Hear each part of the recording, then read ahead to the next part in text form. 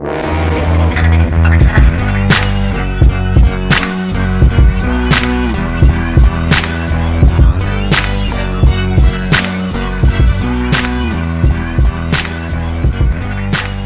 going on, nation? It's DanielJon, and I hope you guys are all good, and I hope you're all okay.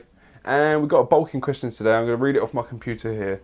And this gentleman wants to know, on your rest days, do you still eat in a caloric surplus, or do you dial it back a little bit? So say for instance we're eating 3,000 calories a day at the moment because we're bulking, and we're going to the gym 6 days a week, and on our 7th day, our rest day, he wants to know, do we bring our calories back a bit? Say take them down to maintenance or drop them by 200, etc.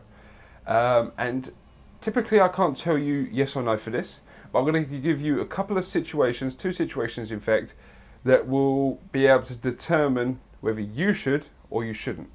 And it's very simple.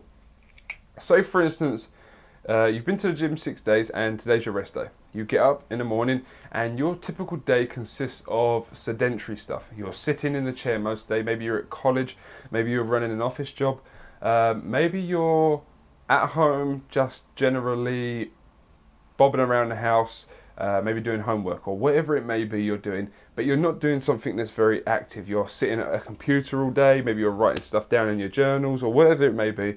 That typical day, I would bring your calories back. And the reason that is because that day you're not going to be doing a great deal of energy expenditure. Your energy expenditure is going to be minimal. It's not going to need 3,000 calories for that specific day.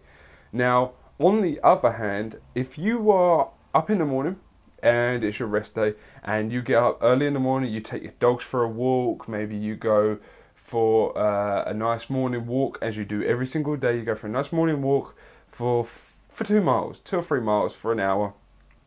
Maybe you go shopping that day. You're running around a shopping centre. Maybe you got to pick the kids up from school. Maybe you're a kid from school and you've got to walk all the way home, and you've got to walk 6 miles, maybe 10 miles home. If your day is going to consist of that much activity, if you want to put it that way, activity where you are consistently moving, you're not sitting down for long periods at a time, you're always here, there and everywhere, then on that specific day, I would keep your calories at caloric surplus. What you've been eating for the last 6 days, I would keep it at that. Worst case scenario, if you're thinking to yourself, okay, my caloric surplus, my energy expenditure is not going to be as great as when I go to the gym, then dial it back maybe 100 calories. But for someone that's going to be very active, running around doing errands, you're not going to have to dial it back a great deal. Whereas someone that's sitting at a computer desk, sedentary, maybe watching YouTube videos, doing homework, things like that, someone like that that's sitting at a computer desk is going to have to bring it back maybe to maintenance, or, I'd say maintenance at that. I wouldn't go no lower than that. And the reason that is because you're bulking, you don't want to lose that muscle mass. So for someone that's sitting at a computer desk all day and being sedentary, sitting here doing bits and pieces around the house and things like that, then I would dial it back to maintenance, or maybe just above maintenance. So you're still in a caloric surplus, but you're not giving your body all that extra calories, but even though you're not going to be burning them.